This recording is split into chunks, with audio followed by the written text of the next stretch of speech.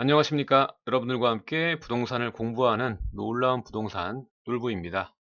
오늘은 요청이 있었고 우리 시청자분들 중에서 청약제도에 대해서 한번 얘기를 해달라 이런 요청과 함께 마침 또 오늘 기사 중에 청약통장 거래에 관한 불법적인 것들이 기승을 부린다는 내용이 있어서 자꾸 바뀌는 청약 제도, 요즘에 그 청약 비율, 그 당첨 비율이라던가 1순위 제한 요건 이런 것들이 좀 강화가 되면서 잘 모르시는 분들이 많은 것 같습니다. 그래서 오늘은 거기에 대해서 이야기를 좀 나눠보도록 하겠습니다. 오늘의 주제는 자꾸 바뀌어서 모르는 주택 청약 10분 정리, 그리고 어떻게 해야 되는지 전략에 대해서 살펴보도록 하겠습니다. 자, 여러분들 요즘 청약에 관심이 굉장히 많죠. 기존의 아파트 가격이 별로 오르지 않을 때는 크게 관심이 없었는데요. 그래도 그 청약에 들어가게 되면은 뭐 일반 분양분 가격대가 차후에 완공됐을 때보다는 시기상, 시간상 거의 짧게는 3년, 많이는 5년 정도 갭이 있기 때문에 어느 정도 오르는 집값이, 아파트 값이 오르기 때문에 청약들을 많이들 하십니다. 미리 투자 개념으로. 그래서 요즘 같은 상승장, 뭐 불장이라고 하죠. 요즘에 잠만 자고 일어나면 아파트 값 올라갔다는 소식들 연이어 발표가 되고 있는데, 이런 집값 상승장에 청약은 로또일 수밖에 없습니다. 하지만 여러분들이 잘 모르시게 되면은 이 청약의 통장에 이 장점을 활용을 잘 못하게 되니까 그것을 좀 알려드리고자 이렇게 오늘 준비를 했습니다. 일단 변동 자체가 많고요. 기준이 자꾸 바뀌고 있습니다. 이게 상승장이기 때문에 그런 거고요. 그리고 새로운 단어들, 용어들이 계속적으로 나오고 있죠. 그렇기 때문에 청약에 대해서 잘 알고 있다고 생각을 하고 있는데도 불구하고 뭐 1년이 멀다 않고 또 제도가 바뀌고 개편되고 이러는 바람에 어렵다고 느끼는 분들이 대다수입니다. 그리고 뭐 아파트 투유라던가 청약 그 인터넷 접수를 하게 되면 점수가 나오긴 하지만 어떻게 산정되는지 기준에 대해서도 좀 궁금해 하시는 분이 많은 것 같습니다. 일단은 서울하고 수도권의 청약 열풍 때문에 아까도 말씀드렸다시피 청약통장 불법 거래가 만연하고 있고 위장 전입 그거는 약과고 결혼하고 이혼을 막 밥 먹듯이 하면서 각종 편법들을 부리고 있는 게 기승을 하고 있습니다. 그래서 이로 인해서 순수한 수요자들, 서민층이 피해를 보고 있다. 이렇게 보시면 될 것 같고요. 일단 청약 제도 자체의 본질은 이 부동산 가격의 안정과 뒤처지는 서민들의 복지 정책입니다. 그렇기 때문에 우리가 잘만 이용을 한다면 좋은 기회를 또 삼을 수가 있는 거죠. 그렇기 때문에 여러분들 어떻게 해야겠습니까? 꼭 알고 있으셔야겠죠. 그렇기 때문에 꼭 알아두고 참여해서 나의 상황에 맞추어 기회를 도모하는 그 청약 통장 사용에 대해서 이야기를 해보고자 합니다. 자, 그러면 새롭게 바뀐 건 또 뭐가 있을지 한번 보도록 하겠습니다. 일단 새로운 용어인데요. 청약 과열 지역과 청약 위축 지역. 이게 뭐냐면 작년에 11월에 시행된 주택 공급에 관한 규칙으로 인해서 이제 기존에 있는 청약 조정 대상 지역은 이 두 지역으로 나뉘게 됐습니다. 일단은 청약 과열 지역은 주택 분양이 과열되었거나 뜨거운 지역이죠. 불장입니다. 불장에 과열되어 있거나 아니면 우려가 있는 지역을 과열 지역이라고 하고요. 그리고 위축 지역은 월 평균 주택 가격 상승률이 1% 이상 떨어진 지역 중에서 또 주택의 거래량과 미분양 주택 수 그리고 주택 보급률을 따져서 지정을 하게 되어 있습니다. 여기에 따라서 청약과열 지역 같은 경우에는 1순위 요건과 재당첨이 제한이 됩니다. 제한이 되고 이 위축 지역 같은 경우에는 뭐 좀 더 비선호 지역이라는 게 입증이 된 거니까 기회가 더 주어지겠죠. 자세히 좀 알아보면요. 자, 청약 과열 지역의 1순위 제한 조건을 보면요. 일단 민영주택과 국민주택으로 나뉘게 됩니다. 비슷한데 약간은 다르죠. 일단은 민영주택 같은 경우에는 일반 민간 건설업자가 건설하는 주택을 보통 말을 하는 거고요. 국민주택은 지자체에서 공급할 때 85제곱미터 이하로 하는 것들을 이제 국민주택이라고 합니다. 보시면은 세대주가 아니면 이 1순위가 될 수가 없는 거죠. 세대주여야 됩니다. 그렇게 되고 과거 이제 5년 이내에 다른 주택 당첨이 되지 않았어야 되는 거죠. 당첨을 안 됐던 사람이고요. 주택이 당연히 여러 채가 있으면 안 되겠죠. 무주택을 유지를 해야 된다는 점이 중요한 포인트라고 보시면 될 것 같습니다. 굉장히 제한 조건이 있는 거죠. 자, 그리고 그에 반해서 청약 위축 지역은 이제 쉽게 말해서 아까 말했듯이 뭐 좀 떨어진 지역, 미분양 쌓인 지역 이런 데입니다. 비선호 지역이라는 거죠. 청약 이런 데는 청약 통장 가입한 다음에 1개월만 돼도 1순위 자격을 갖추게 됩니다. 그리고 어, 이 지역 원래 청약 1순위 되려면은 같은 지역에 거주를 해야 되는데 이런 비선호 지역 같은 경우에는 다른 지역에 거주를 해도 1순위 청약이 가능하다는 점이 특징이다 보시면 될 것 같습니다.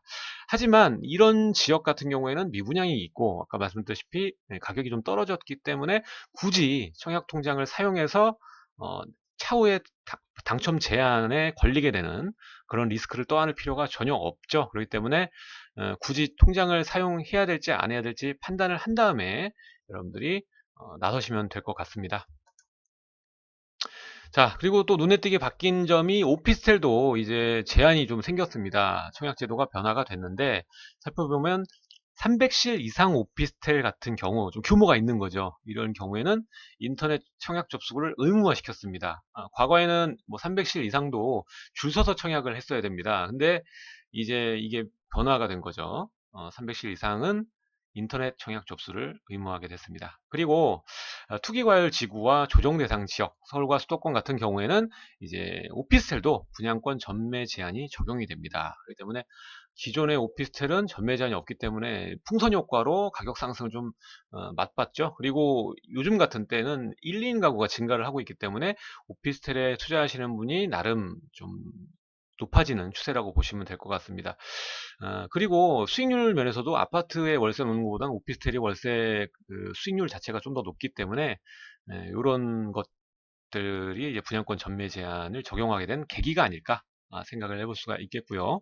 그리고 분양 물량의 20%는 거주자에게 우선 분양해야 되는 요건까지 도입이 됐기 때문에 이렇게 좀 세게 나오니까 차후에 오피스텔 공급이 많이 될지 의문입니다.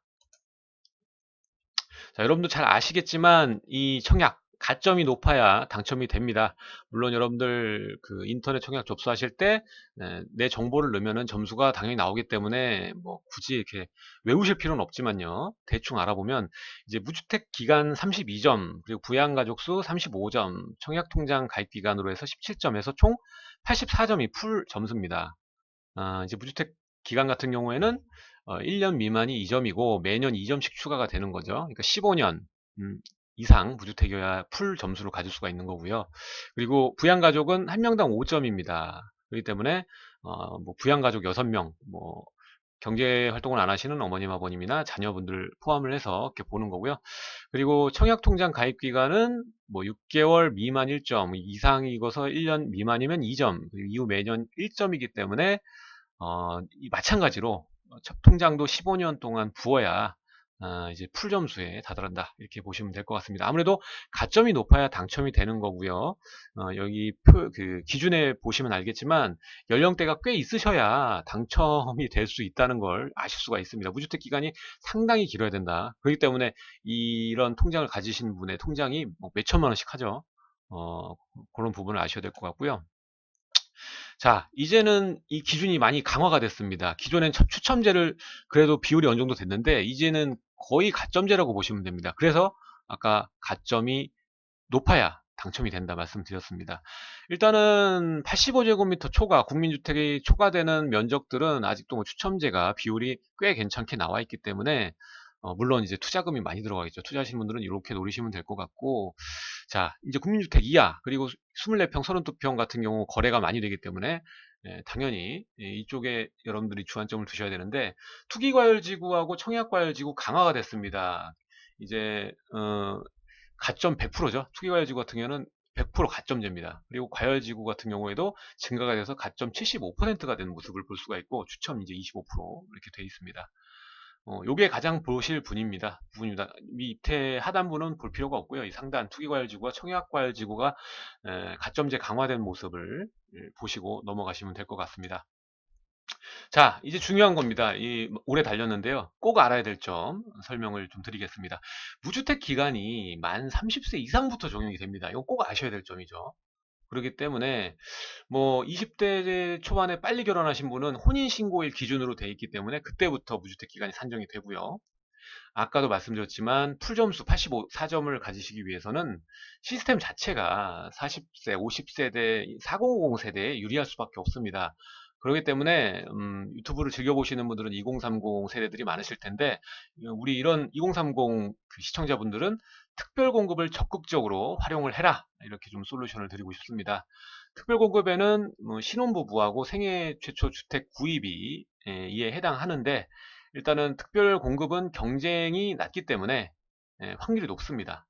아, 하지만 이제 한 세대당 한 번밖에 당첨이 제한이 되기 때문에 요게 좀 중요한, 잘 보시고 내가 진짜 원하는 지역에 그 당첨을 하시는 거고요. 넣으셔야 되는 거고, 아무 데나 막 넣으시면 안 되겠죠.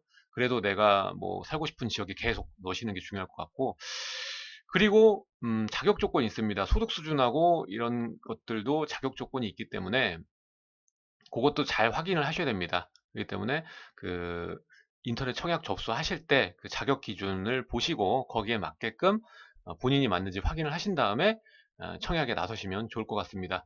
적극적으로 신혼부부 그리고 생애 최초 주택 구입을 활용을 하셔서, 특별 공급을 활용을 하셔서 좋은 아파트 당첨되시길 바라면서, 오늘 청약에 관해서 꼭 아셔야 될 점에 대해서 공부를 해봤습니다. 추가적으로 궁금하신 내용이나 그리고 제가 잘못 알려드린 부분이 있으면 댓글로 사정없이 남겨주시기 바랍니다. 그러면 제가 거기에 또 대댓글 남겨드리도록 하고요. 전 매일 이렇게 여러분들께 도움이 되는, 그리고 저 스스로도 공부하는 내용들로 여러분들을 찾아뵙도록 하겠습니다. 내일 또 뵙도록 하겠고요. 시청해주셔서 감사합니다. 구독하기 버튼 꼭 부탁드릴게요. 왜냐면은 구독자가 많아야 제가 힘이 나거든요. 그리고 좋아요, 댓글 언제든지 환영하겠습니다. 함께 공부하겠습니다. 감사합니다.